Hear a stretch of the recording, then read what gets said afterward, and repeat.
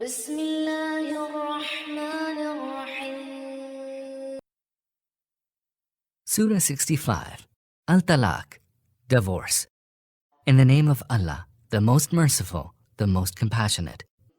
O Prophet, when you divorce women, divorce them for their waiting period, and compute the waiting period accurately, and hold Allah, your Lord, in awe. Do not turn them out of their homes during the waiting period, nor should they go away from their homes unless they have committed a manifestly evil deed. Such are the bounds set by Allah, and he who transgresses the bounds set by Allah commits a wrong against himself. You do not know. Maybe Allah will cause something to happen to pave the way for reconciliation.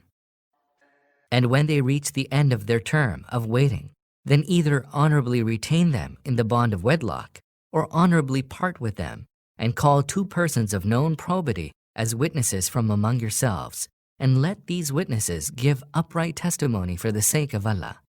That is to what all those that believe in Allah and the last day are exhorted.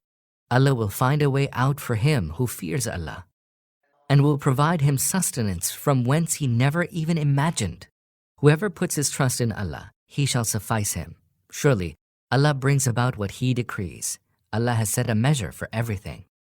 The waiting period of those of your women who have lost all expectation of menstruation shall be 3 months in case you entertain any doubt, and the same shall apply to those who have not yet menstruated. As for pregnant women, their waiting period shall be until the delivery of their burden. Allah will create ease for him who fears Allah. This is the commandment of Allah that he has revealed to you. Whoever fears Allah, he will expunge his evil deeds and will richly reward him.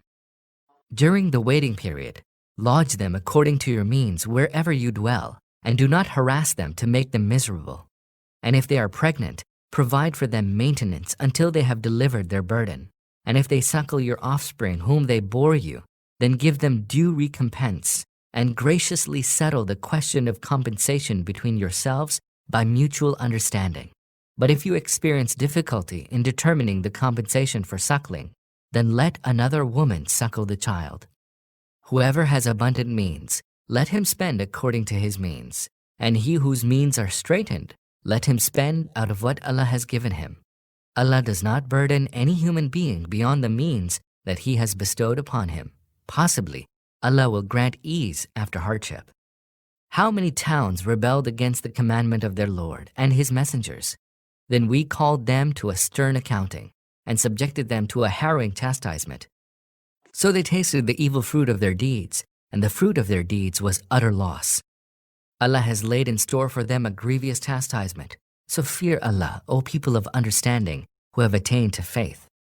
Allah has sent down to you an exhortation, a messenger who rehearses to you Allah's verses that clearly expound the guidance so that he may bring out those that believe and act righteously from every kind of darkness into light. He will admit whosoever believes in Allah and acts righteously to gardens beneath which rivers flow. They shall abide in them forever, for such has Allah made an excellent provision. Allah, it is He who created 7 heavens, and like them, the earth.